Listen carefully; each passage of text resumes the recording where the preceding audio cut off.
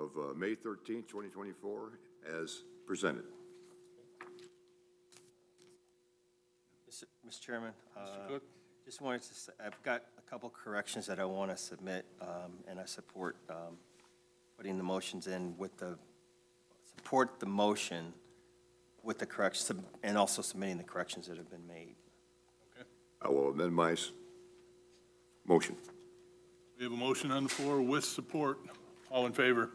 Aye. Opposed? We're past there. Agenda review and approval. We've got, what, four cases tonight. Do any of the board members have any concerns? Mr. Flood? Mr. Chairman, I move to approve the agenda as presented. Support. Motion to open the agenda as presented with support. All in favor? Aye. Aye. Opposed? We're off and running. ZBA business. First case, AB 2024-16, Kevin McGuire at 816 Vernita Drive, Sidwell 09-10-377-013. Applicant is seeking one variance from zoning ordinance 78, zoned R3, Article 6, Section 6.04, a 4-yard side yard setback variance from the required 8 feet for a house to be 4 feet from the property line to the south. Could you introduce yourself, sir, and let us know what you'd like to do? Yes, Kevin McGuire. I'm the owner of the property. So I'm proposing to build basically a simple ranch on the site. And with the current 8-foot setback, it's a 30 by 46 footprint. It only leaves about 11 foot for a driveway up the north side. And the property owner on the north property line is basically encroaching right on the line within probably 2 feet. So it doesn't really leave enough room for a driveway for passengers to get in and out without really being right on the property line. So what I'd like to do is shift it 4 feet to the south, use a 4-foot setback on the south property line. That'll allow me at least a 15-foot wide drive for, entering and exit and parking alongside the house, because there won't be a garage. It's just a house that's going to be built. How long have you owned the property? About 2 years now. What was on it when you got it? Nothing. So it was just vacant land then? Yeah, there was a house there that burned, I understand, 5-6 years ago that they demoed. I saw wellhead sticking up. Is Yep. there septic there?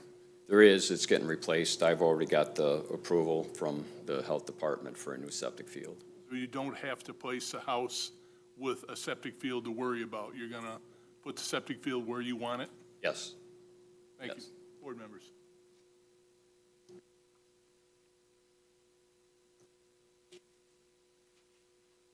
Mr. Chairman? Mr. Cook? Yes, sir.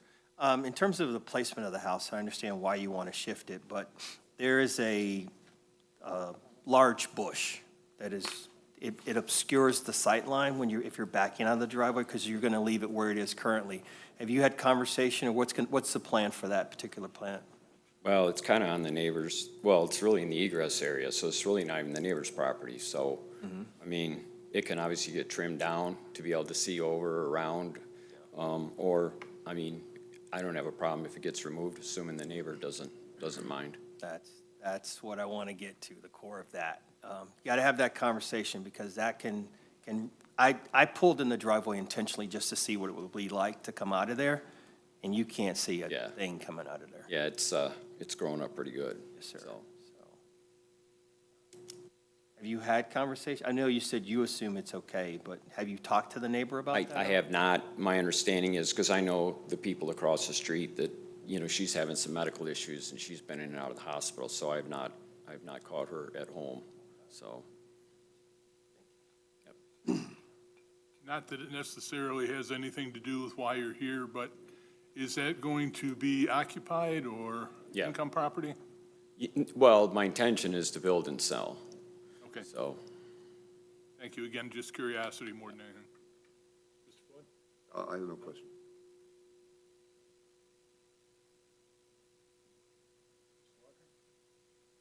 Yes, I was wondering, is there any reason you can't reduce the footprint of the house so you wouldn't be in the setback? I mean, I could, but what it does is it shrinks down.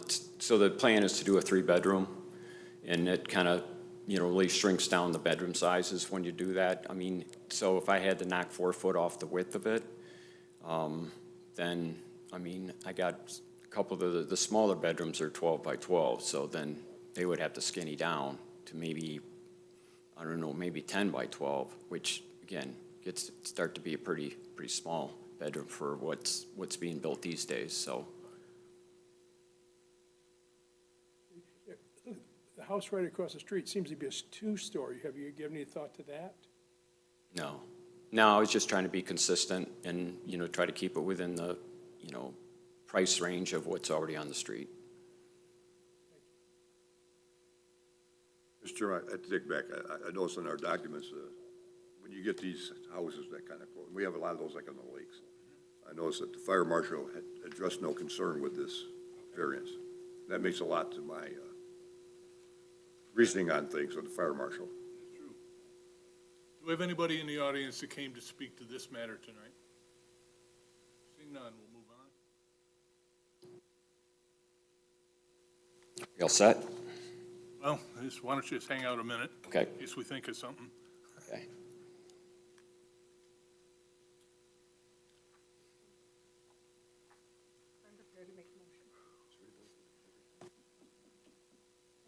Ms. Walker, you have? No, he did ask. Please, Ms. Danaskis. In the matter of ZBA case AB-2024-16, Kevin McGuire, 816 Vernita Drive, Sidwell 09-10-377-013. I would move that the applicant's request for one variance from zoning ordinance number 78, zoned R3, Article 6, Section 6.04. 1, a 4-foot side yard setback variance from the required 8 feet for a house to be 4 feet from the property line to the south be granted for the plans date stamped April 15, 2024, because the applicant did demonstrate that the following standards for variances have been met in this case, in that they set forth the facts that show that in this case the petitioner does show the following practical difficulty. The property is long and narrow, and the neighbors have previously built homes that are right up to the property line. Therefore, by moving this house closer to the south property line, it allows for a driveway which will then not disturb the enjoyment of the person owning the property to the north. The exceptional circumstances also are applicable in that because previous properties the houses have been shifted closer to the property line, it makes sense for this one to be moved closer to the property line, again, for the enjoyment of the neighbor to the north and also to allow for an adequate driveway. The variance is necessary for the preservation and enjoyment of a substantial property right possessed by the property, in that a driveway is necessary. It needs to go alongside of the house in order to accommodate enough vehicles. The granting of the variance or modification will not materially be detrimental to the public welfare or materially injurious to the property or improvements in such zone or district in which the property is located. It will not impair adequate supply of light and air adjacent to the property. It will not unreasonably increase congestion on public streets. It will not increase the danger of fire or endanger the public safety. The fire marshal, should be noted, has no problem with the position of the house and the variance request. It will not unreasonably diminish or impair property values or in any other respect impair the public health, safety. Wait, Okay. pardon me. I didn't mean to interrupt you, go ahead. Nope, comfort or morals of the township. I'll second the motion.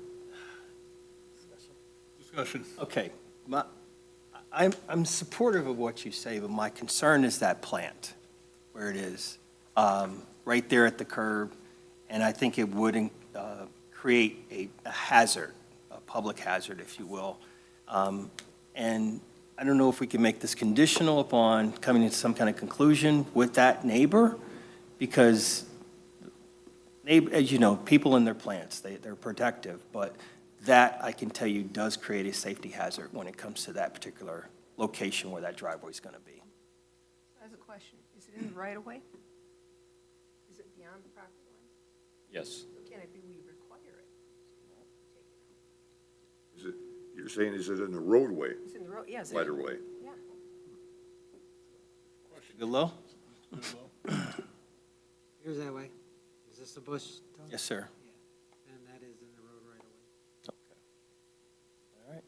So that means it can be required to be taken down. Yeah, you would have to make a request to the RCOC, or if this is, I don't know if this is a private subdivision, might have to ask the HOA, depending on who's. Is there anything in the ordinances that you can't have shrubs above a certain height that close to the road? I know there is where I spend a lot of time. We do have that corner clearance, but it's with the signs and structures typically, fences, never bushes. So it sounds perhaps we need to amend the motion and/or the support and put that in as a stipulation. So I will accept that amendment and amend my motion to include that. Thank you, ma'am. So question, who would be responsible for removing it then? Or depending on the, if it, I don't know, I'm not sure if this is a private road owned by a subdivision, which I don't think it is. No, it's And public. it's just a road commission, you could contact them and tell them you have a safety issue. Best way to do it is on their website. Just put in an inquiry, you just tell them you got a bush that's blocking your driveway, I don't think they'd have an issue. Yeah, if I get a copy of your minutes that basically say it's got to get removed, I can send that to them, and I'm sure it won't be a I big deal will then. amend my support to include that. Please work with the 802 to make sure that they're okay with it. We don't want you starting off on a bad foot Yeah. with a new neighbor. Okay. All right, so we have a motion by Mrs. Danaskis with an amendment and support by Mr. Flood that accepted the amendment. Do we have anything additional by the board? Seeing none, please call the roll. Tony Cook? Yes. Diane Danaskus, yes. Don Walker? Yes. Mike Flood? Yes, Dan Durham? Yes. You're all set? Thank you. Good luck. get rid of that bush.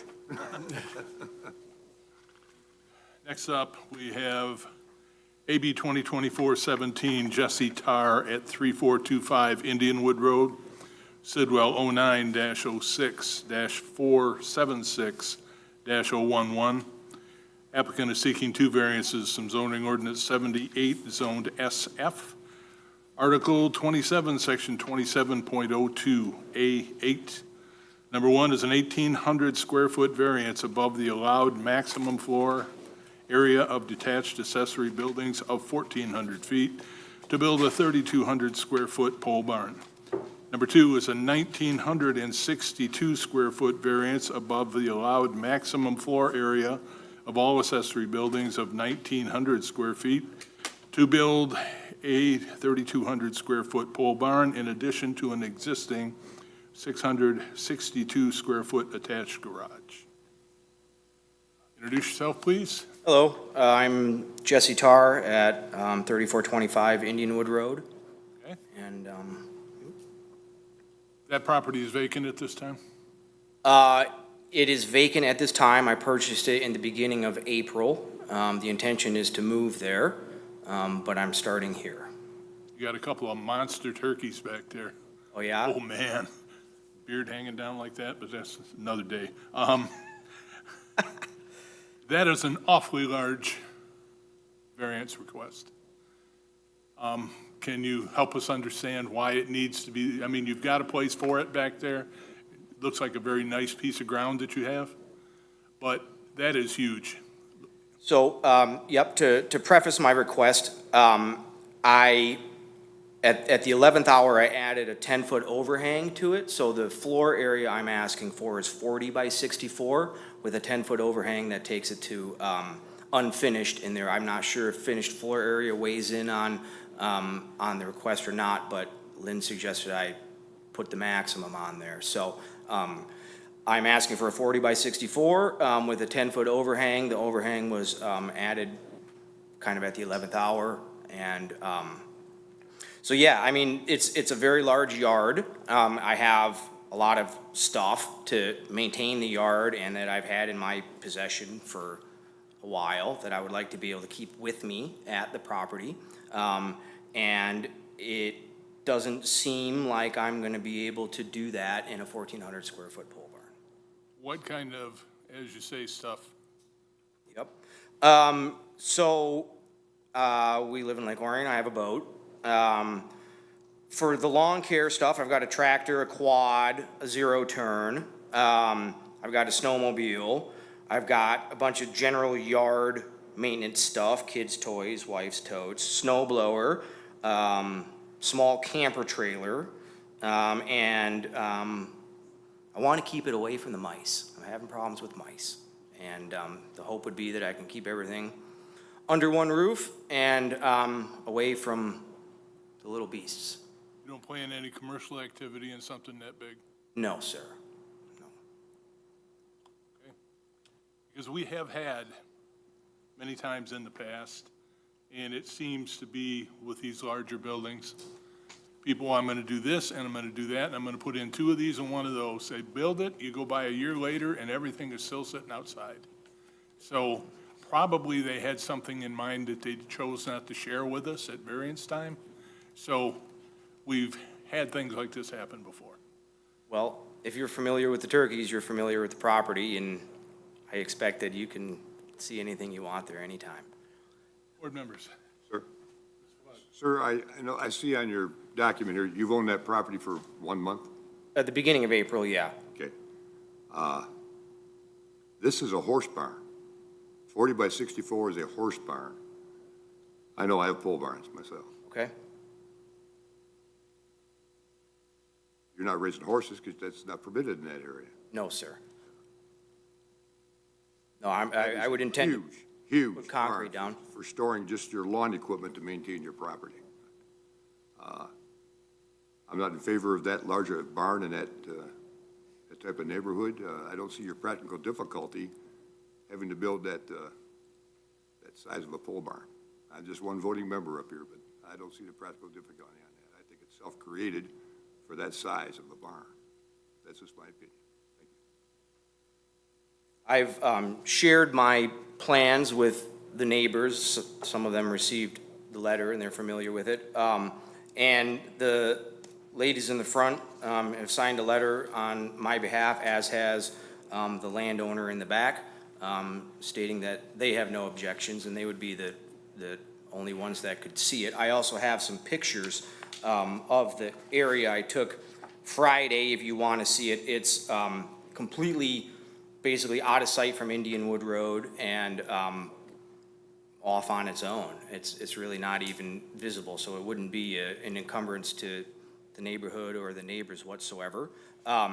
In the event a 40 by 60 is not acceptable, the conversations that I've had with the pole barn people is 8-foot increments are kind of the norm, because all of the lumber nominal sizes and stuff like that. So if you feel that an 40 by 64 is not reasonable, I would ask for something larger than the variance in increments of 8 feet. So 40 by 56 or 48 or something along those lines. But I wouldn't be asking for a pole barn of this size if I didn't think I was going to put it to use.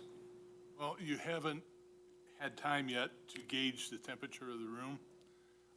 Why don't you hold off, and if you decide to ask for smaller, you'll have to figure out what it is you want to ask for, and then we will decide whether to go ahead with it or not. Okay? So, like I say, you've only heard from a couple of us so far. Do we have anybody in the audience that came to speak to this tonight? Seeing none, okay? Mr. Chairman, there's a letter in our packet. There is, and I've got it right on top. Secretary wants to read it in the record. That's fine, go ahead. We have the following letter from Kirk Larson and Lynn Harrison, or excuse me, from Robert and Meg Jacobs, 3315 Indian Wood Road. We are unable to attend the meeting on May 28th, 2024 concerning the variance to build a pole barn at 3425 Indian Wood of 3,200 square feet, which is 1,800 square feet above the allotted 1,400 square feet. Mr. Tar claims that he needs the extra footage to store equipment needed to maintain his property. Most parcels in this area are generally larger than 3.95 acres and have not required such a large space to store equipment. We all have large mowers or tractors that are more than enough to maintain the lawns and driveways. We question the type of equipment that he plans to store. Our main concern is that we will be storing equipment from a possible company he owns. This size barn seems to be excessive for property maintenance equipment, signed Robert Jacobs.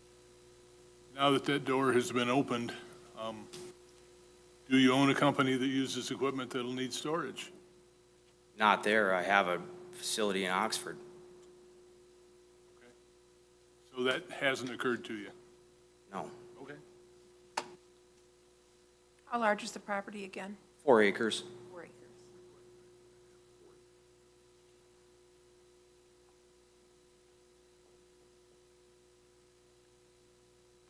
Well, I will have to tell you that I tend to agree with Mr. Flood. I think that is a very large barn, and I question, again, what it would be that would have to go in there. How did you cut that grass back there? How'd you cut it? My dad cut it. He lives at Stanton and Coates, and he drives his tractor. I mean, tractor and brush hog, or finish more, or A 5-foot finish mower, yeah. it's awful nice back there. Mr. Chair, may I ask for him to bring the photos? up Please. that he has? Yeah, we gotta see that. Also, the letters too, you want us to bring those up too of support. Exactly. Everything to help your case. Thank you.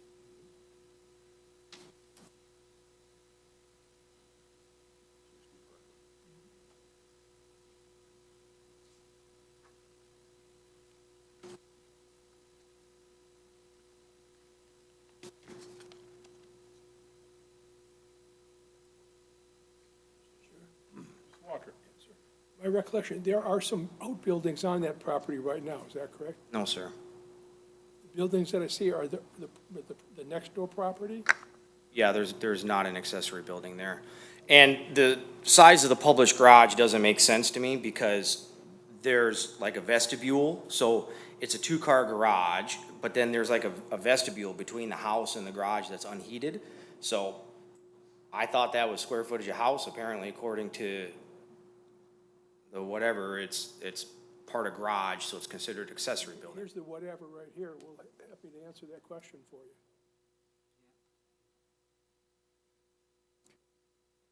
For my understanding, does finished square footage and unfinished square footage make a difference, or floor? So does the overhang weigh on the decision? Is it enclosed with a wall? No.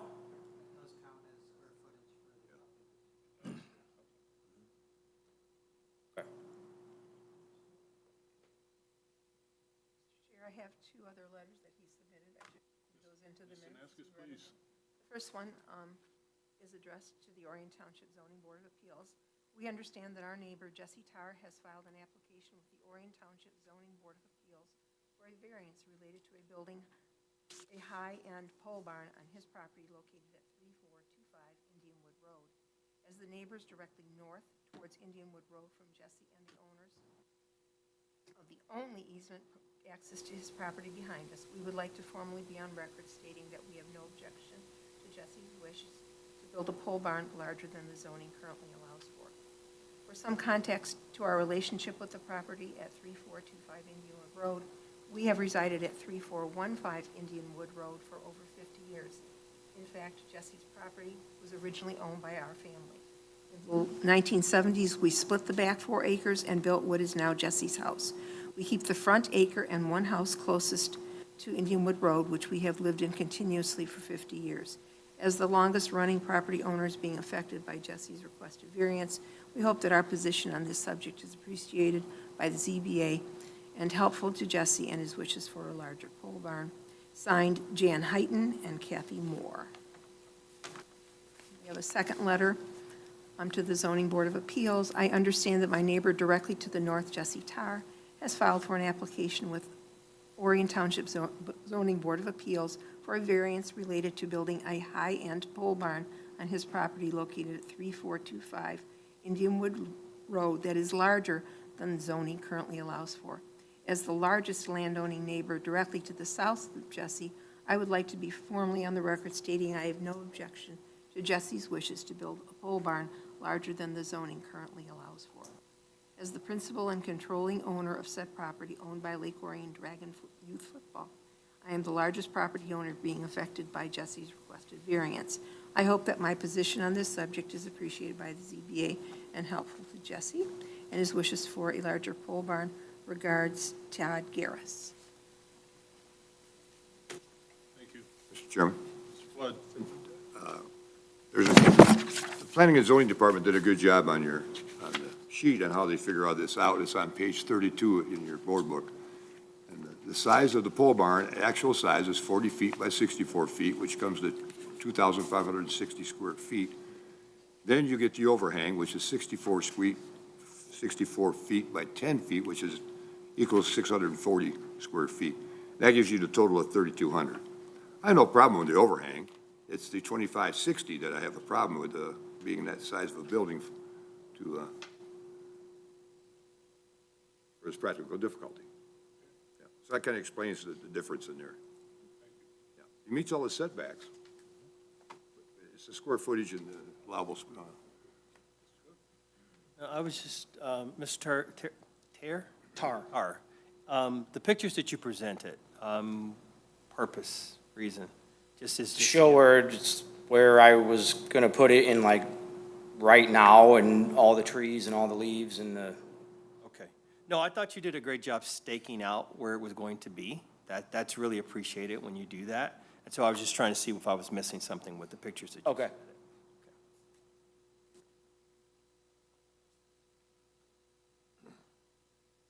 You mentioned it. How many properties other than your house is going to be able to see this?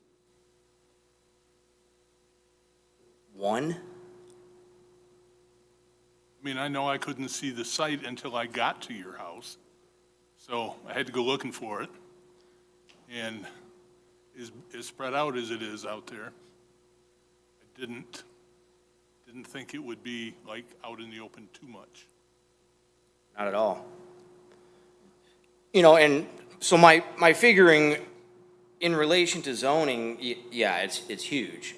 In relation to lot size, it's minuscule. So, you know, they say up to 20% of all total buildings, and with this building, at the 3,200 square feet is 1.8% of the lot coverage, and then if you add 2,400 square foot footprint for the house, that's another 1.3% of total lot size, so the total lot coverage is 3.1%. And so that's sort of, in my head, was like, well, that's not that big. And my friend in Metamora just built a 40 by 60, and we're hanging out there, you know, recently. I'm like, I want one of these. So yeah, here I am. That's nice horse country up there, too. Well, it's a concrete floor, so there's no I got horses. concrete in mine, too. That's part of our ordinance. You have to concrete the. Trust me, sir, I'm resisting horses more than you have any idea right now. But there would never be any there. One of the things, You can't have it, 'cause you don't meet the zoning requirements for that either. one of the things that concerns me is, in my experience and personally and these meetings, if there is space, you will fill it. That's just human nature, that's what happens. And what you've described, in my mind, doesn't begin to fill it, so I'm like, what is coming in behind it? It's just part of, you know, what I think about when beyond the practical difficulty, when a request like this comes up.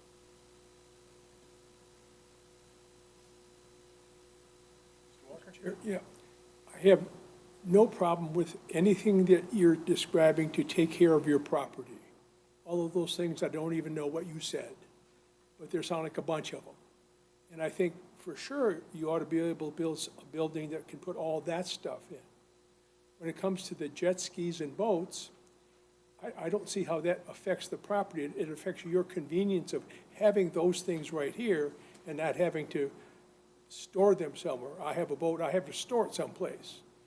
And so I'm envious of you because you can do that. But I don't see that as a pole barn, and I think of it as equipment and stuff for the upkeep of your property. And I'm good with all of that, but the other stuff, I don't know. You have two ways that you can go. You can request a vote on what you brought, and you may succeed, or you can scale it back and amend your request, and the board will consider that. That is totally up to you. Does that happen in the here and now, or does that happen at a future meeting? Oh, you're gonna go smaller, so it can happen here and now. Okay? You want to sit Goodlow down and was think good. about it, or? Mr. Goodlow was good about crunching the numbers. Okay? I took the liberty of deducting the 64 by 10 overhang, and you'd end up with 1,160 square feet on the first one, and then 1,322 square feet on the second. And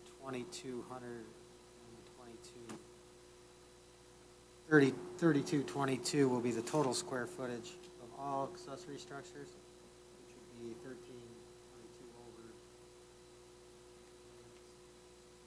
over. Would you, Yeah, I'm sorry, Mike, no, what, you're still going with the 40, you're not going with the 40 by 64, right? no, this is But limited. it's up to the applicant to tell us what he wants, not what we want to tell him what he, I think he was looking for a little, I don't know, I just said. Yeah, I know. 640, because obviously. that's the overhang, I understand That's that. the overhang. Yep. Yeah. How about the size of the footprint of the barn itself? Well, I'd have, I mean, obviously the applicant give you a number. I just know he did talk about that. Right now, that's, I'm trying to get back to it. So, I mean, I guess 40 by 48 is the last number that I wrote down on my sheet for total square footage, as a reduction in size. So I understand that I'm asking for something large, and I appreciate your position. And in anticipation of this possibly going this way, I wrote down the next 3 increments at 8-foot sizes to shorten the barn. So a 40 is the width that I'd like to have because of doors. But a 40 by 48 would be 1,920 square feet, which would be another 640 square foot reduction from the 50 by 64. I understand you said you needed 40 feet for the doors. What size doors are on that barn? What height? I think 12 feet, 10 feet, 10 feet wide, 2 of them though. I have the plans. I'm just curious. 10 feet wide by 12 feet high? Maybe they're 10 by 10. Big enough to drive into. Well, yeah, you can put a dump truck in there. Well, I don't want to put a dump truck. 10 foot you can. Put a dump truck in 10-foot height. Goodlow, you crunch the numbers? Okay.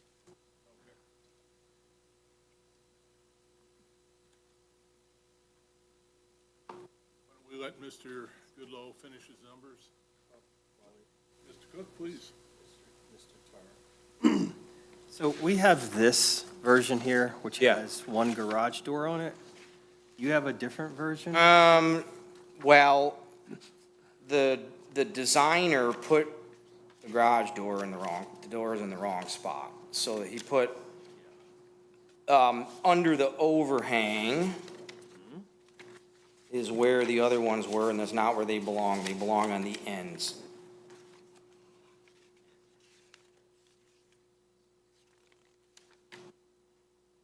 And I guess I don't have, that part printed.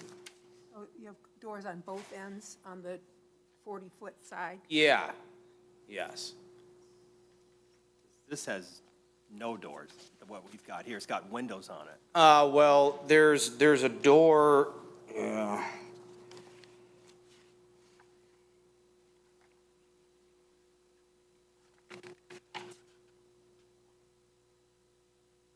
there's a door on that design, you can see the door right there. And then there's a matching door on one that I didn't print that is on that side, but that's incorrect. They need to be end for ended, like that. Okay, So they'd be lengthwise. right, so the way this is oriented, it looks, because of your driveway, the way it is, Yep. are you planning on coming down and then going around the building? Because this looks like it would be on the part, because your overhang, is that going to face your home? The overhang is gonna face west. Okay, quickly, will that face your home, just so I can No, the home would be to the north. face, okay, So the driveway, as it is, will pull straight past the house and straight to the garage, and then there'll be a door. So the driveway will go straight to it, so the door will face, the garage door will face north and south, and the overhang will face west, and the flat back wall of the barn will face east. okay, so this drawing is useless then? The one we have right now, it's not what you want to get, correct? Well, the dimensions are what I'm No, I understand the asking dimensions, for, but the picture the, that we have, is this what you want? not exactly. It's the Okay. same size and the Yep. same orientation of the overhang, but the doors are not in the correct spot in that drawing. That's correct.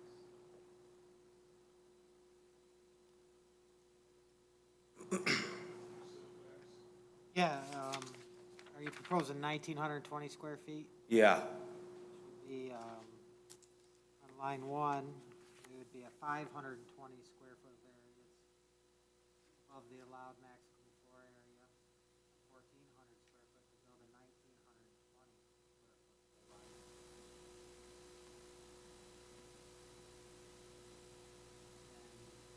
Number two is a 682 square foot variance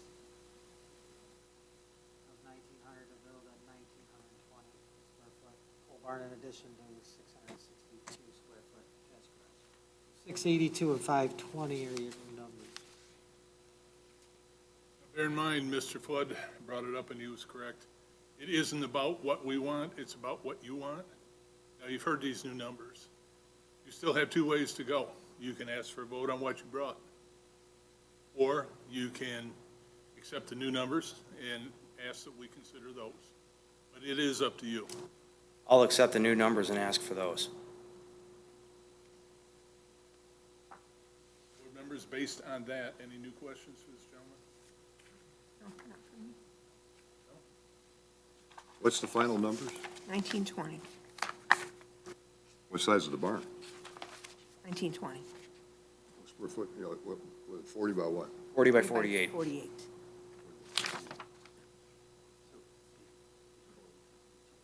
Mr. Chairman? I'm not making a move. Can I ask, I just want to make sure I understand this, please. Please.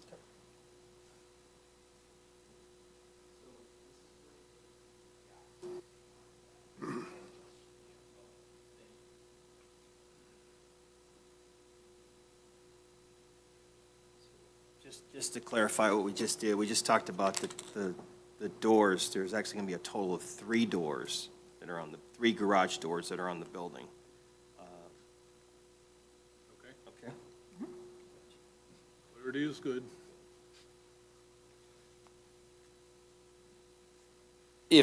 So I got all this designed online, right? And so I was just spitballing numbers to these guys. Let's try. And so I started at 40 by 60. He's like, 60 doesn't make any difference. You should either do 56 or 64. So, all right, 64. So understanding that I had a meeting coming up and everything is preliminary, if I omit a garage door, does that weigh on this approval at all? Because I might just want to. And as you can see, the ones that they drew were not properly positioned, but because everything is up in the air about final everything based on this meeting, I didn't bother to Well, I mean, make it perfect because it was probably gonna have to be As long as you modified. don't have 4, because a 4-car garage is against the zoning ordinance, but it would, I don't think it has any bearing on this case. We're talking about square footage of a Mr. Chairman, But We are strict, like Mr. Goodlow said, as far as the doors go, that's the building department. We are strictly focused on these two variances presented to us. The square footage, maximum allowable floor area of detached accessory buildings, and the allowable maximum floor area of all accessory buildings. That's all we rule on. And I do not disagree with you, Mr. Flood. I just needed to have clarity on what he Well, I was saying. understand, I So that's understand. why I did But that. what I'm saying, the gentleman asked about, if we take a door away, would that make a difference? Yes, sir. Well, not in the, we asked a lot of other things, but So are you okay with what you have heard, with the numbers that have been rolled out here? I can live with a 40 by 48, yes, sir. Based on that, if we have nothing additional, we could stand for a motion.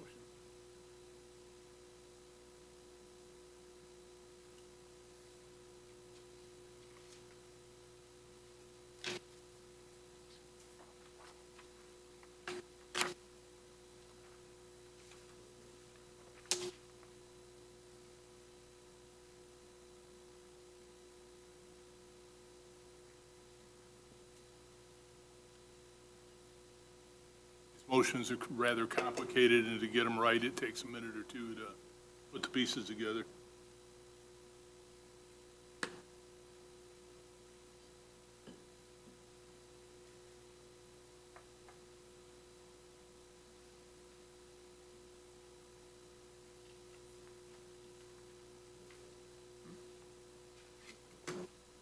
no. I think Dave Goodlow does. Yeah. There we go, Dave. Let's make sure he gets the right numbers. Because what happens is when they do the motion, and if the numbers aren't what you thought they were, that's what you get. Yeah, so you want to make sure that everything's done right. And from here, I can go to the building department and pull permits and get a final Building design if it's approved. That's one reason he's kind enough to come to these meetings. He's a consultant, and you can link, not tonight, of course, but you can lay eyes on who you're going to be dealing with. And also very highly paid to do so. Like I said, but the numbers aren't crunched correctly right. You may have to come back again and resubmit another application. You don't want to have to go through that. This has been fun. We handle these cases all the time. That's why people move from here to Metamora. That was why I moved here from Royal Oak, but that was a long time ago. That's getting expanded up there too, pretty bad. Wow. Everything's growing.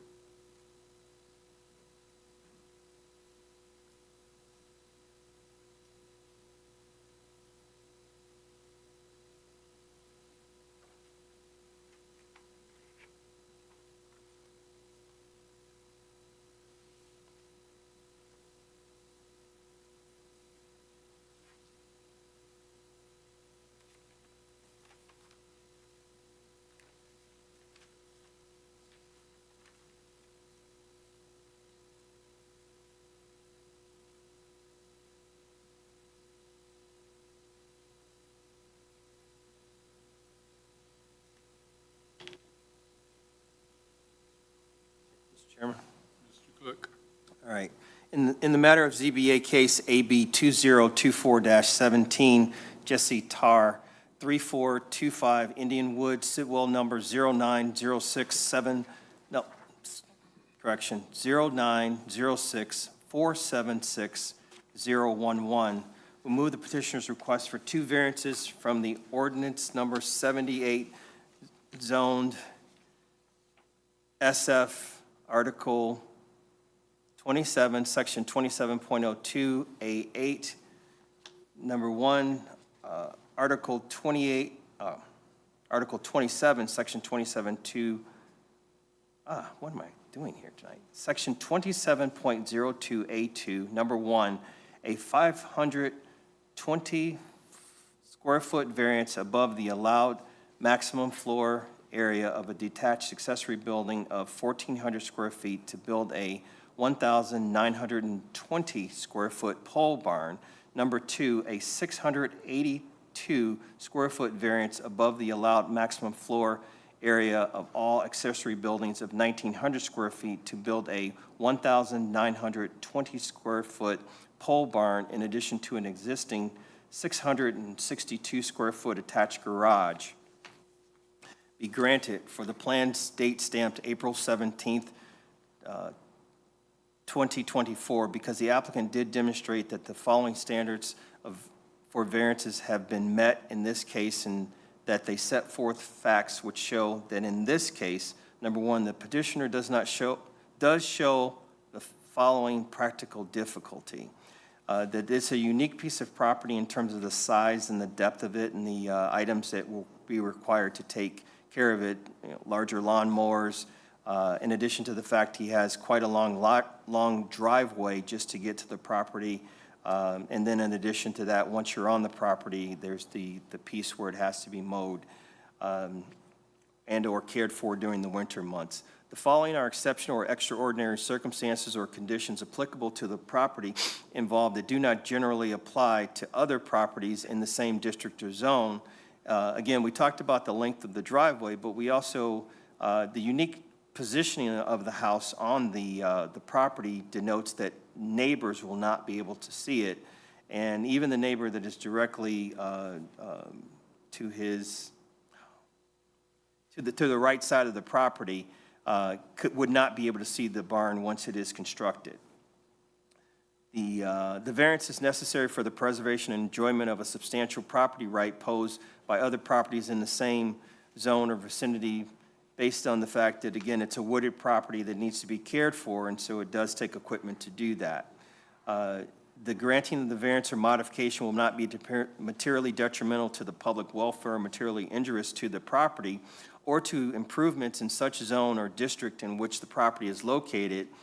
Again, based upon the fact that it's going to require equipment to take care of this, and the owner has taken the time to kind of think this through and is looking forward to living in this property. You can see also where he's taking the time to put in some additional, a thicker driveway to be able to accommodate and take care of the property itself.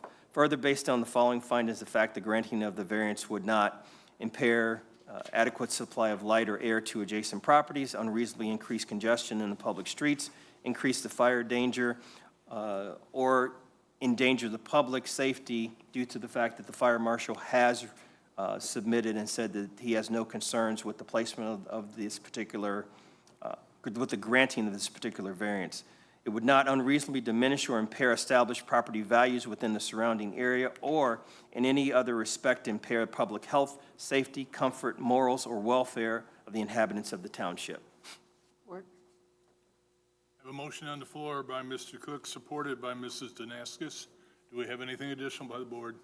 Mr. Chair, Mr. I'd like to add a couple of things to the motion maker's motion, if he doesn't mind.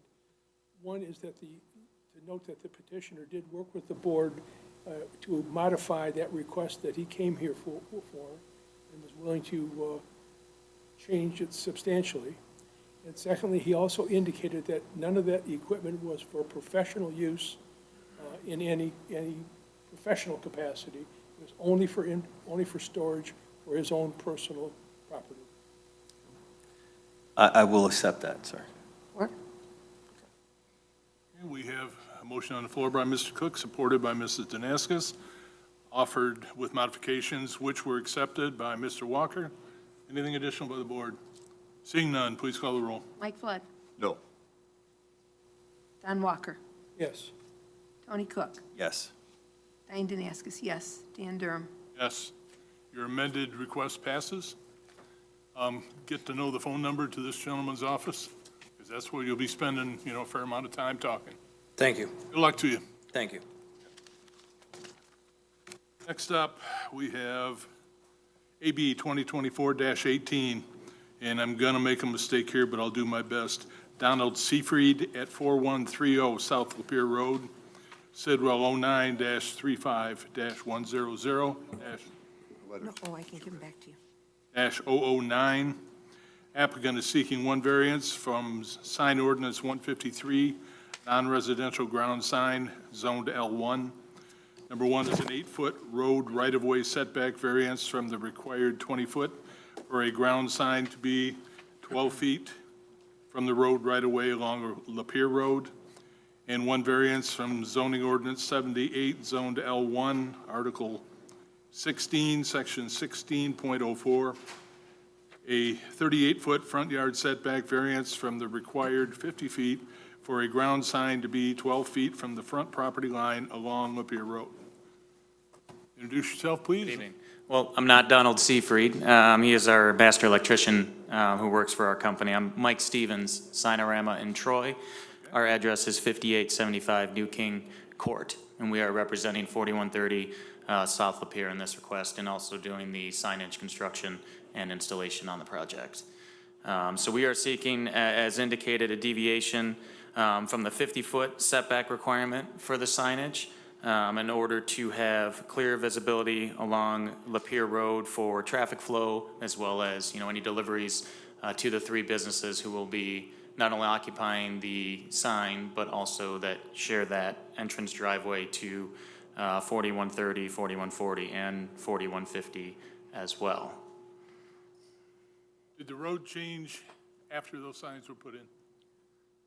I don't believe so. There was, I know the last variance request was for Kensington Church south of this property, and that has very similar setback. I didn't do the exact calculation on it, but to what we're proposing here in terms of where the property line location is.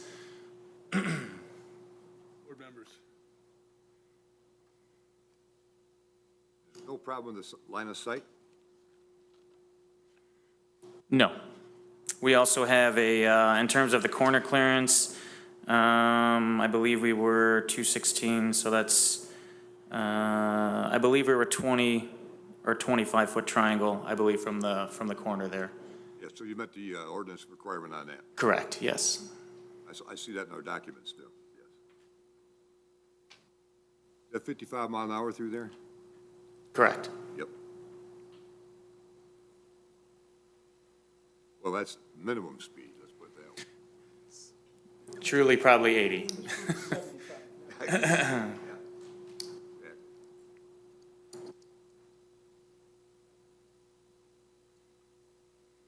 Is it your feeling that there is not adequate signage for the people on the service road? Yes, actually the signage that's up there, you can see illustrated on one of the photos. There's currently 2 signs up there which will be removed. So we're kind of combining, all 3 units into essentially one. Oasis, which is the building straight out front there, that building was constructed, what year? When was the building constructed? Okay, in 2020. So we've actually been assisting in the signage project since that time, and we're finally at a good point here. But now also taking into account the other 2 parties as well, which are 4140 and 4150. But those 2 signs up there will be removed. I know that's not a part of this discussion, but just for clarification.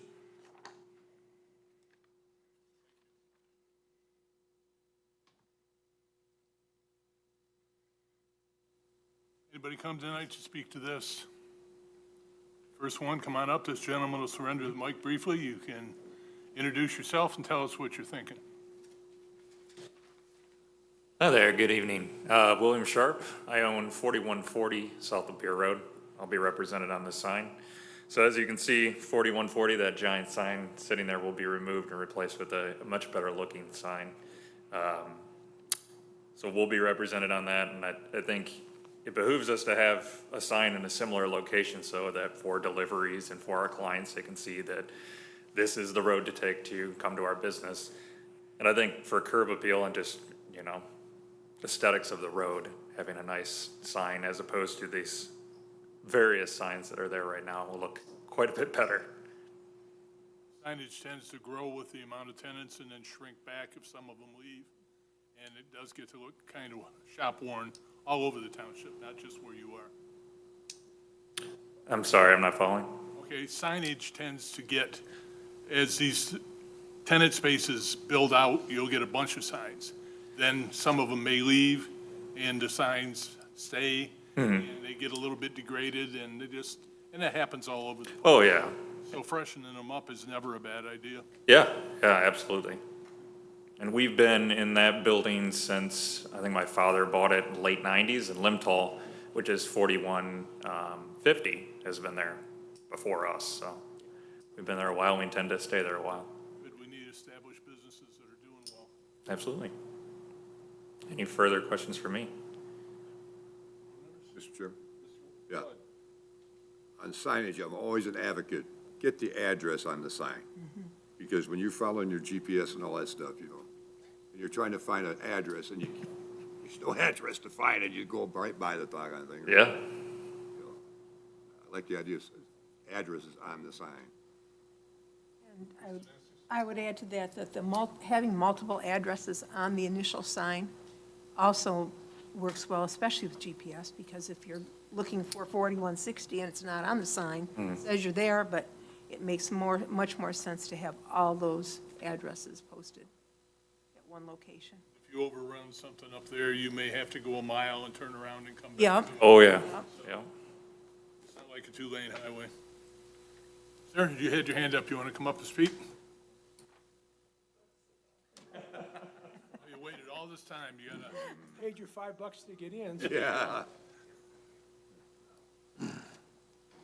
I'm Carl Hobson, and we have the 4130 that we just moved into in 2021, and we don't have a sign right now because there's really not a convenient place to place it. So all the time when the government comes to our facility, it's always the difficulty of which building is yours or where are you located. So this was a concept to accommodate our two neighbors who are there as well, to have a professional-looking sign and not just put up some placard somewhere, so. Very good. Thank you.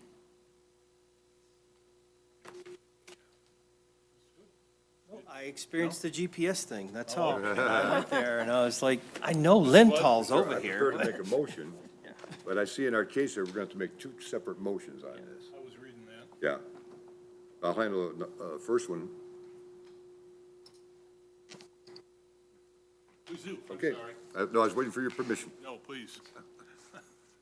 In the matter of ZBA case AB, sure I get the right one here. Okay. In the matter of ZBA case AB 2024-18, Donald Seafried, 4130 South Lapeer Road, 0935-100-009. I will move that the applicant's request for one variance from sign ordinance number 153, non-residential ground side, zoned LI, 1, an 8-foot road right-of-way setback variance would require 20 feet for a ground side to be 12 feet from the road right-of-way along Lapeer Road, be granted for the plan's date stamp received April 30th, 2024, because the applicant did demonstrate that the following standards for variances have been met in this case, and that they set forth facts which show in this case the petitioner does show the following practical difficulties. Number one is they're taking an existing ground sign out and putting in a new ground sign with the new addresses for the attendants in the back.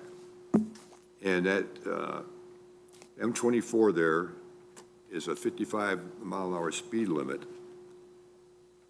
And the safety factor on being able to see that signage. One other thing, too, on the, they will not have any line of sight, it meets the requirements of the ordinance for the triangle for the line of sight.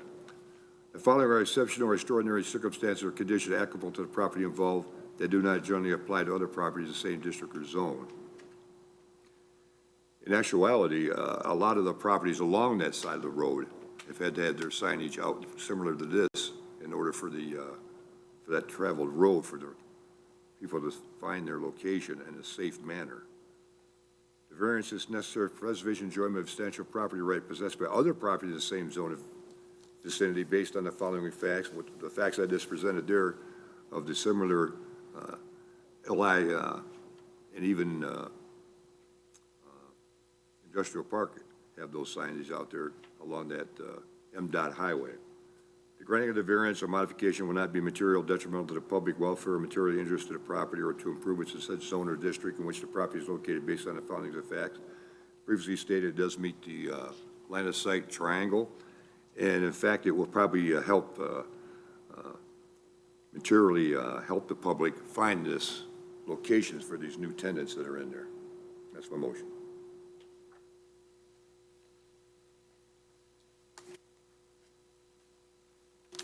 Support? We have a motion on the floor by Mr. Flood, supported by Mrs. Danaskis. Anything additional by the board? There will be a second motion on this same case. Seeing none, please call the roll. Don Walker. Yes. Tony Cook. Yes. Diane Danaskus, yes. Mike Flood. Yes. Dan Durham. Yes, Motion passes. halfway there. Mr. Chairman, I'll make the second motion then. Mr. Flood. I'm on a roll, right, guys and ladies?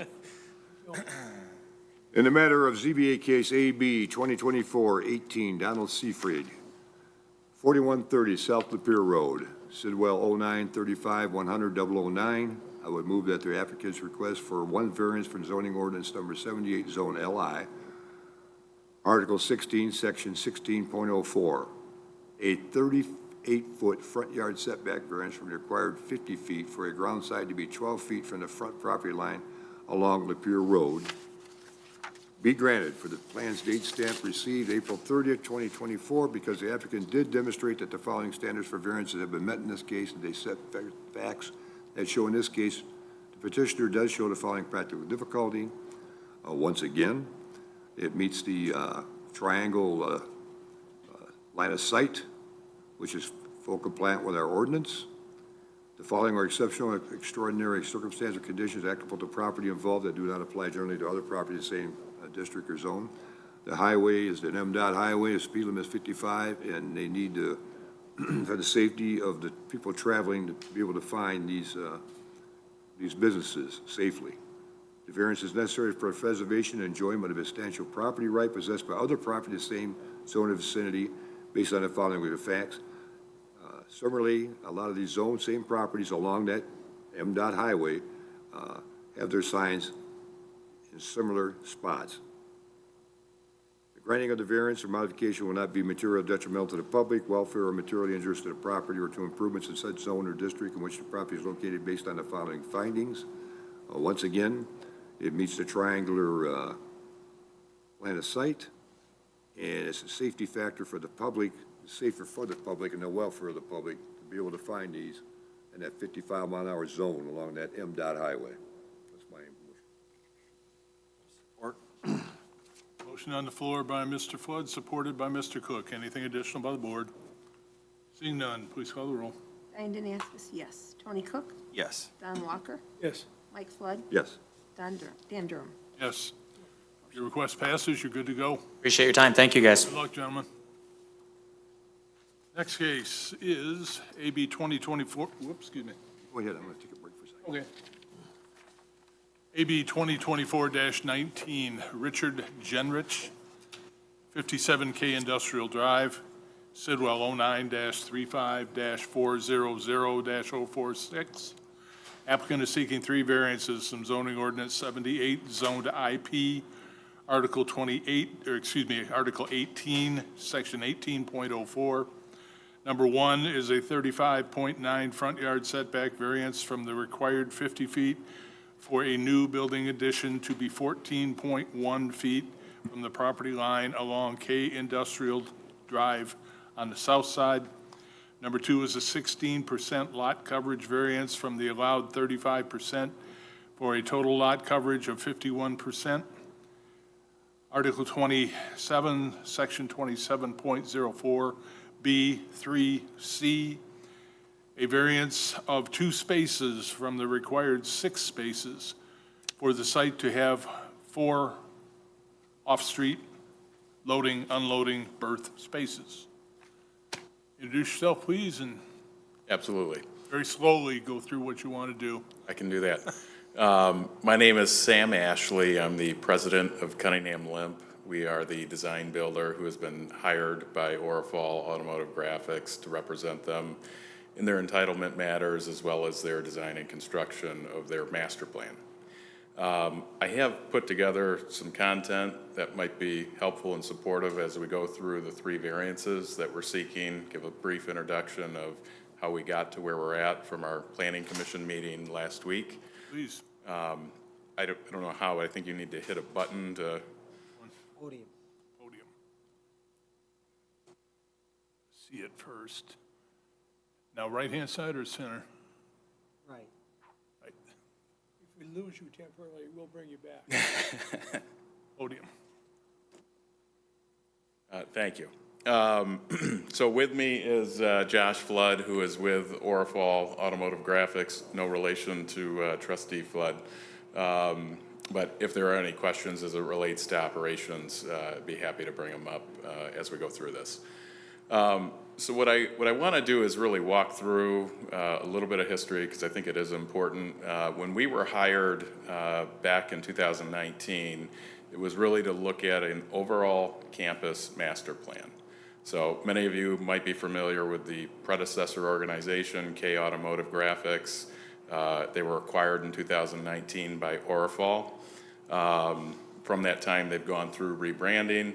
And really where it started out was looking at a overall campus master plan that is focused on creating efficiencies and modernization. And that's not only from process manufacturing, but also from image and appearance of the facilities that they own. In the acquisition, not only did they buy the company, but they also bought the real estate, which includes the 57K Industrial Drive that is seeking the variances here tonight, and the adjacent building to the north, which is 67K Industrial Drive, previously referred to as KPMF. So those are all under the same ownership umbrella. I think a little bit of history here, again, as we walk through this, is the goal here is to create a master plan maximizing efficiency and modernization, and developing a corporate campus that resembles the Orifal brand, which is a very high-end automotive supplier. And we currently are in the third segment of our overall master plan, which is really the replacement and modernization of the current office and laboratory portion of the building at 57K Industrial Drive. On April 17th, we were before the Planning Commission. There was some healthy dialogue as we went through, and it was our request as the applicant to seek a denial with a postponement to be able to come before ZBA, seek these 3 variances that were here tonight, clean up our package, and then go back in front of Planning Commission in the event we are successful tonight. Again, the building that is being replaced, that structure is over 30 years old. It was an addition to the original building that was developed by Mr. K many decades ago. And to really put things into perspective when we talk about the campus. You'll see 3 different taxable parcels. In the upper right-hand corner is a 3-acre parcel that was acquired from the township out of the property that is between this location, Heron Point, and then the road off to the east. And that piece is critical, and even more important why we're here tonight. The location that is surrounded in the blue is the 67K facility that was constructed and completed. This aerial picture is a little bit out of date, but it is done, and it was completed in 2023. And then the third leg of this is the highlighted green section in the lower section there that is outlined in red, which is the 57K Industrial Drive proposed replacement footprint. Again, it's that green L-shaped outline of just the office and laboratory area. I bring up the 3 acres because when we started this master plan, and I'll show some contents, this is to support my statement, we knew that at a point in time, we were gonna run into an issue with lot coverage. And at the time when we were exploring the opportunity to acquire that land, we knew we could go to 2 choices. 1, seek a variance for lot coverage, or C, is there an opportunity to go buy additional land, combine all 3 parcels into 1 taxable parcel, which would alleviate the need to come for lot coverage, and I'll get into that in a minute. The challenge we've had is the 57K site is a plotted site. It's part of the K Industrial Subdivision.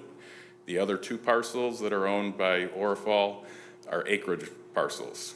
The state law doesn't allow you to combine those, unless you are able to remove the industrial subdivision, which is an effort we've been underway slowly for 5 years, or if there's the ability to amend the industrial subdivision and add additional parcels to that. That's a much lengthier process, but we're also exploring that as well. So I just want to put that out there as a note. So the first variance that we're seeking is for the front yard setback, and again, this is along K Industrial Drive. I'll bring up the graphic here in a minute, but what you'll see is the building is a very long rectangular shape in its current format. I think a few things to point out. The property line with the right-of-way and the building plane almost perfectly follow themselves parallel for the majority of the building.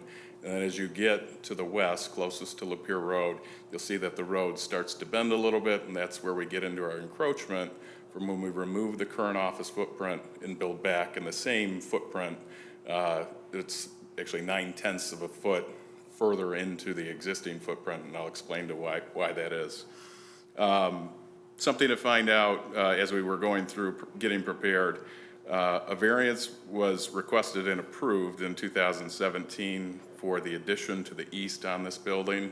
So there already was a variance, however, we couldn't find in the minutes and in the records if it was to the entire property or just to the segment that was being added on. Anyway, we're here tonight to seek it for the office. Again, I have here for you, I pulled out the recorded meeting minutes from June 12th of 2017 in which the setbacks were granted. I'm sure you have that on file. Again, as you look at the image that's on the screen, the green area is the area that was approved in 2017. The red area is the current building footprint. If you can follow my cursor, this section down here is the current office footprint that gets replaced with a new 2-story structure that goes in place of it. From a lot coverage standpoint, if we were to only look at the 57K parcel, it is over the required percentage. As we look at it, and again, as we've been working to combine all 3 parcels under one taxable parcel, that's how we're looking at it. From a 57K drive standpoint, the existing high bay portion of the building is just over 172,000 square feet. There's over 5,000 square feet of accessory structures. We're removing the current office footprint, which is just over 18,000 square feet, building back a new office footprint that's roughly 577 square feet larger than the current footprint. For our revised building square footage, if we add to it the 67K property square footage, there is no building square footage, nor will there be, because it's permitted use as passive recreation on the 3 acres that's owned. We're at 299,327 square feet of total area. Divided by the land area, we're at 34%, just over 34%, so just under that 35%. That was the reason why we went and pursued to buy the 3 acres of undeveloped land as we were working to look at this as a whole. And again, it's Orifal's position that they still want to combine all 3 parcels. It's taken 5 years. It could take another year or 2 before we get to a point to have all parties within the industrial sub in alignment to go forward. Again, just to support my claim here, in October 11th, 2021, this memo was drafted to the township supervisor, copied by the attorney, and you'll see here a note that we're studying our master plan in order to avoid our total lot coverage. We feel that we have 2 approaches. One is to obtain undeveloped land that would add back into it and avoid us needing to seek a variance, or go seek a variance. I'm here still working on the first one, and now tonight seeking a variance for it. So unfortunately, I predicted the truth back in 2021. Again, just from a reference standpoint, to look at the lot coverage areas and how they lay out in an engineer drawing format. The third variance we're seeking is for a reduction in the required amount of loading dock berths. Presently, I'm just going to bring up the graphic, there are 4 in place in the existing building. Yes, we are adding slightly more footprint. We are adding more net square footage in the office program. The interesting piece in doing this, though, and this is part of the modernization, is we're taking a single-story, antiquated building for the office component that was developed over 30 years ago, and wanting to modernize it, we need to add square footage. We're not increasing employee count. It's the same employee count as we go through, but we are adding more size to the lab areas where prototype vehicles come in to get wrapped and appointments done to them, as well as adding a larger, grander, two-story lobby to really maybe stand out and apart and maybe slightly better from an architectural standpoint than the adjacent building that was added on in 2023. So from a loading standpoint, there's no need, there's no increased volume, no increased capacity to what we're proposing to do in this plan. There is room to do so if we needed to. However, that would require us to disturb some of the grassed areas on the 57K site in which we really want to preserve that grass if we can. Again, just from a visual standpoint, these are the buildings as they sit in the wintertime. A few things to note, this is that existing structure that gets replaced. This is the 67K facility that was finished in 2023.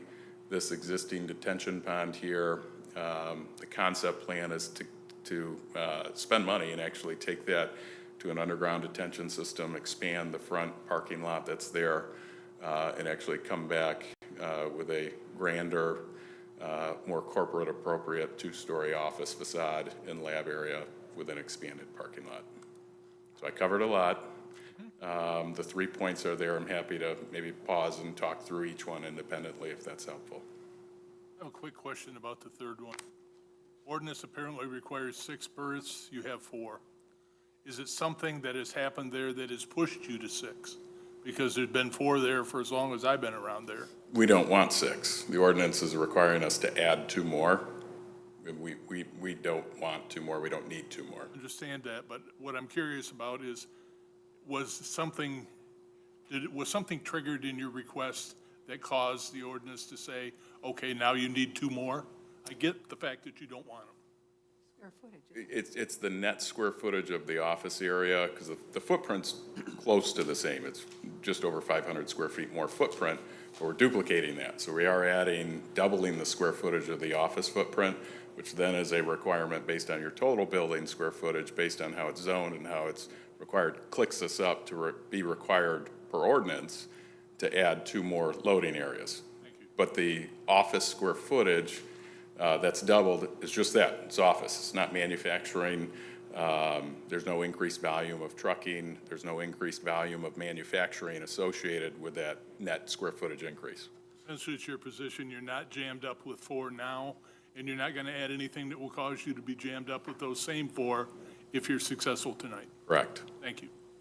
Mr. Flood. Mr. Chairman, I had to take a break for a second before this case became for us, and I wanted to do Mr. Ashley did a great job. I have no conflict of interest with Mr. Flood, no relation whatsoever.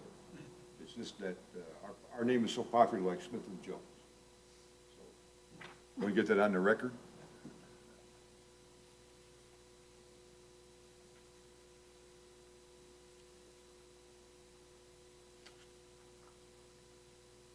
My understanding also is that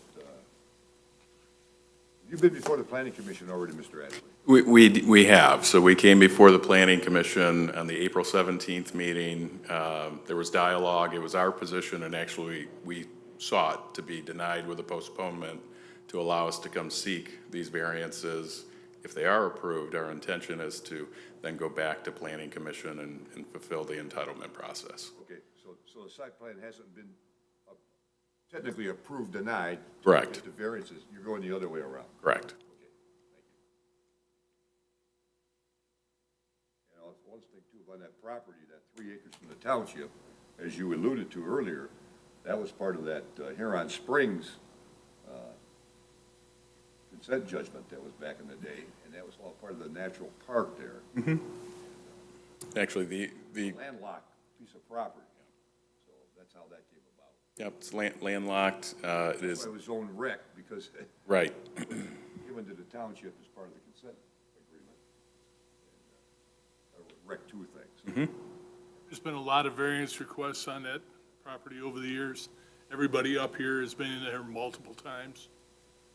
So we're kind of familiar with it, but you did a very good job with your presentation that clarified a lot of things for me. Mr. Chair. Mr. Walker. As a member of the planning commission, I think I've seen you folks more than one time. I think it was just the last time. And of all the presentations and stuff that I saw, you were the best. The 15 minutes you just spent clarified things for me that I've heard twice before. So I appreciate that very much. Thank you. And he's correct, that we've been working, and we're quite a long ways toward that site plan. But we hit a pause to see how these would go here. And that's why I didn't want to speak up, because I want you to speak up, and then they'll go back, and I firmly believe you'll work out the rest of the details when they go back. Very well said.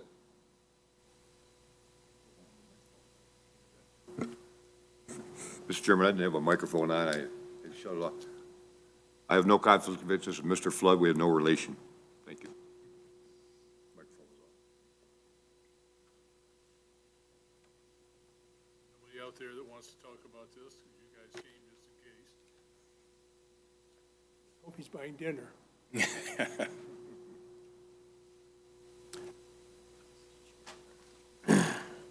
Cook?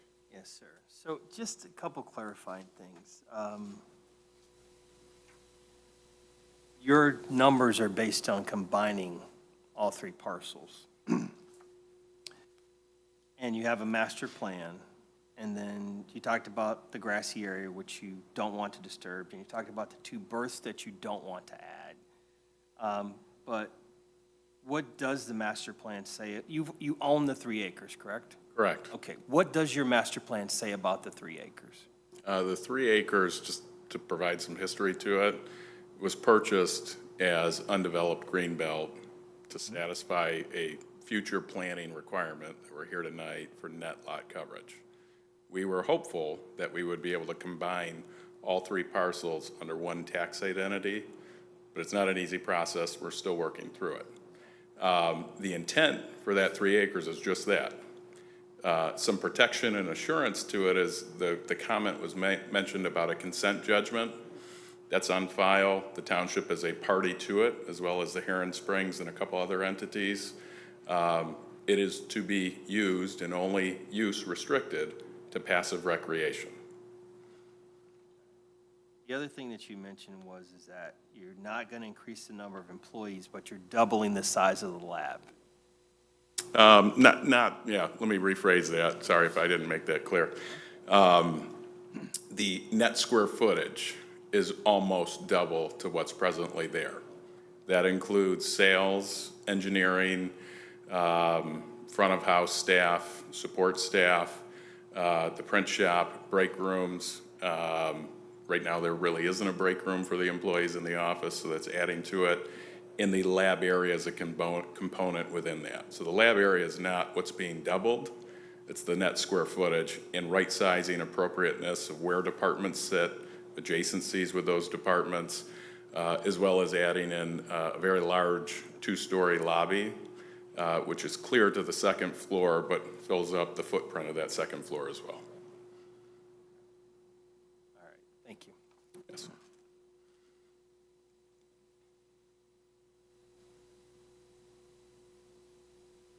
Anything additional by the board? There's 3 motions on this one.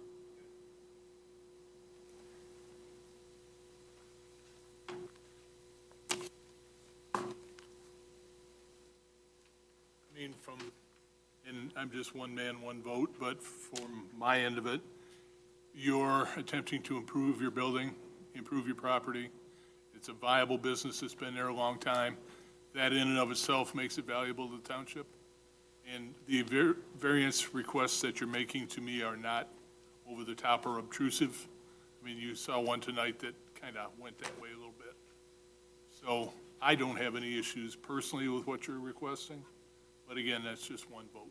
Understood.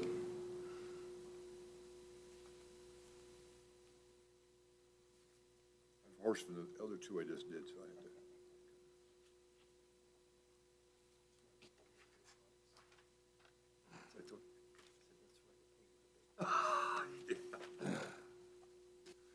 As much as you.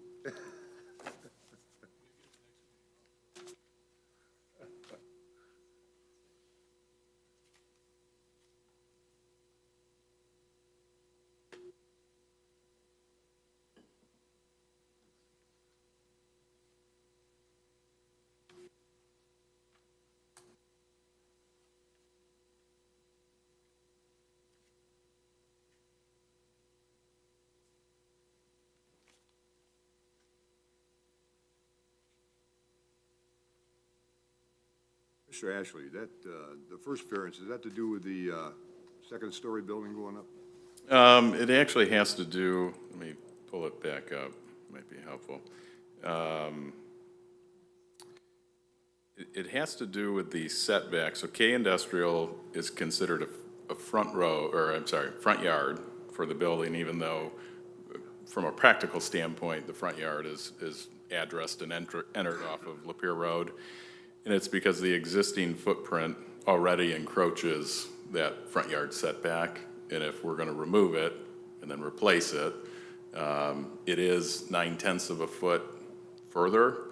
That is due to the composition of a two-story building, so it will be a structural steel supported building. We have a thicker exterior wall profile to meet the Michigan Energy Code, which adds into the 9/10 of a foot, which is, so inside footprint will be the same, but the outside footprint is slightly further pushed out from the current footprint. I understand that correctly. You got two front yard setbacks. Only one needed in this case because we're well within the distance required for Lapeer Road. Right. But K Industrial Drive is also a front yard setback. Correct, correct, You're into that dual frontage for a front yard setback. correct, A corner. Yeah. correct. All right, thank you. Cleared that up. Mr. Chairman, I'm prepared to make a motion on the first one. Go ahead, please. In the matter of ZBA case AB 2419, Richard Jerick? Pardon me? Jenrich?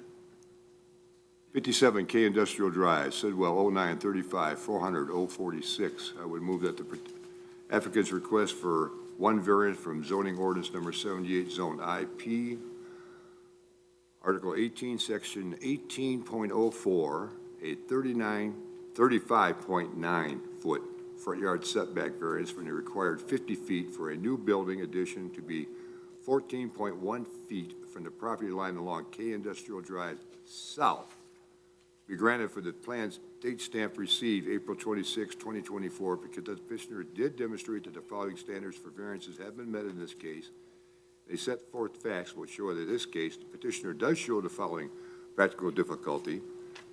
In this case, in this variance, he has two front yard setbacks, one along Lapeer Road and one along Industrial Drive, and it's the Industrial Drive one that this variance is addressing. The following are exceptional or extraordinary substantive conditions applicable to the property involved that do not apply generally to other properties in the same district. As I previously stated, he's got two front side setbacks. The variance is necessary for the preservation and enjoyment of substantial property right possessed by other property in the same zone or vicinity based on the following findings of fact. This company has been in existence, and they're trying to put an addition on the building, which has been a successful business in the township. The granting of the variance modifications will not be material detrimental to the public welfare or material injurious to the property or to improvements in such zone or district in which the property is located, based on the following of fact. This is inside an industrial park zoning, and it doesn't have any effect on any other residential properties. I will mention the fact that they did purchase the 3 acres, which is from the township, which was part of a consent judgment. That's my motion. We have the first part of the motion for, on this case, on the floor by Mr. Flood, supported by Mr. Cook or Mr. Walker. Well, do we have anything additional by the board? Seeing none, please call the roll. Don Walker. Yes. Tony Cook. Yes. Mike Flood. Yes. Diane Danascus, yes. Dan Durham. Yes, Motion passes. first one's down. Two more to go. Mr. Cook. The matter of ZBA case AB 2024-19, Richard Ginrich, 57K Industrial Drive, Sidwell 09354000046. I would move that the move that the applicant's request for one variance from zoning ordinance number 78 zoned IP, Article 16, Article 18, Section 18.04, number one, a 16% lot coverage variance from the allowed 35% for a total lot coverage of 51%, be granted for the plans date stamped April 26, 2024, because the applicant did demonstrate the following standards for variances have been met in this case, in that they set forth facts which show that in this case, the petitioner does show the following practical difficulty, and that is that the property itself it's a combination of two separate, well, actually three separate parcels kind of coming into one, under one ownership. And in that process of expanding and combining those businesses, that's created the need to have this additional coverage of the land due to the current zoning of the third parcel, which is owned by the company also, that additional 3 acres. The following are exceptional or extraordinary circumstances or conditions applicable to the property involved that do not generally apply to other properties in the same district. Once again, you have one company that has purchased another, and that first company is 30-plus years old, that building. The variance is necessary for the preservation and enjoyment of a substantial property right possessed by other property in the same zone or vicinity based upon the following fact. Again, it's a combination where a purchase was made, improvements are being made, not only to the frontage, but also to the equipment and the facilities so that the company might be able to move forward in a more efficient manner. The granting of the variance or modification will not be materially detrimental to the public welfare or materially injurious to the property or to improvement in such zone or district in which the property is located, based upon the fact that, again, as was mentioned earlier, it is two frontages, and this which causes additional setbacks on the front side, which is why this should be granted. I'll support. Motion by Mr. Cook, supported by myself. Anything additional by the board? Seeing none, please call the roll. Mike Flood. Yes. Don Walker. Yes. Diane Danascus, yes. Tony Cook. Yes. Dan Durham, yes. Yes. Motion passes. That passes 2/3 of the way home. Mr. Chair, I'm prepared to make the Mr. motion. Neskis. Was that nice? We could share this. In the matter of ZBA case AB-2024-19, Richard Genrich, 57K Industrial Drive, Sidwell 09-35-400-046. I would move that the applicant's request for one variance from zoning ordinance number 78, zoned 1P, IP, the Article 27, Section 27.04, B3C.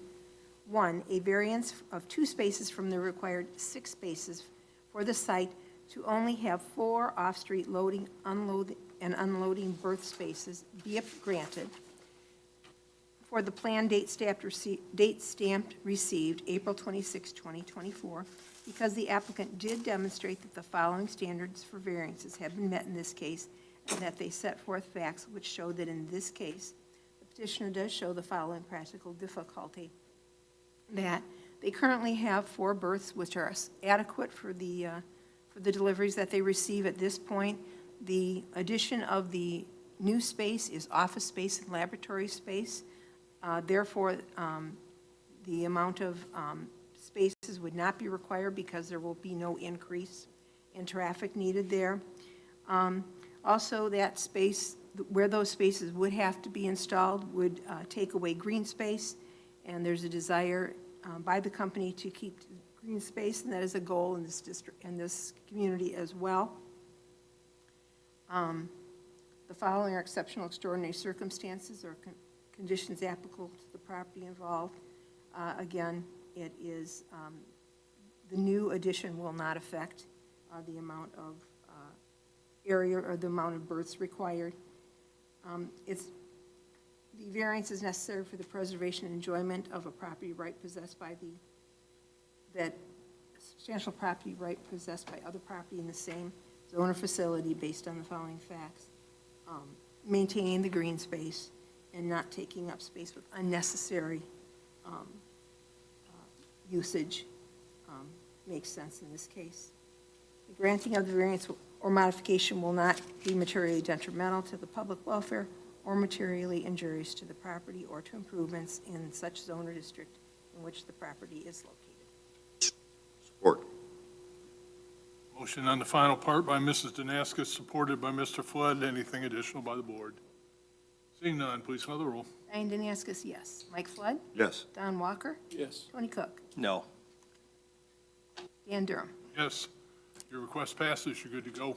Thank you. Good luck, folks. Good luck with the PC. Thank you. They're tougher than we are. Yes. Some of them. Next up is public comment. I don't see any public, so we're probably good there. Communications, education, Mr. Flood. Mr. Chairman, I got a communique from the Planning and Zoning Department that we have no cases on June 10th, our next scheduled meeting, so I would make a motion to cancel the June 10th, 2024 ZBA meeting due to a lack of agenda items. Thank you. I'd be happy to support that. We have a motion on the floor with support to cancel the June 10th meeting. All in favor? Aye. Opposed? Meeting canceled. Anything additional under comments? Committee reports, I don't think we have any active committees. Ms. Walker, any library news? Still closed. Yeah? Member comments, folks have anything? We had a very nice ceremony yesterday at the Veterans Memorial, and it was packed, which is nice to see on Memorial. And the weather was a little iffy, and the Lord blessed us by not holding the rain off. We had just little spritz for a second, but it was a very nice held ceremony. Good. Yeah, that's it. And I will do what I try to remember to do to thank the board for their participation and strength in these matters. And no one has anything else? Motion to adjourn. So moved. Support. All in favor? Aye. Aye. Opposed? We're out. Thank you.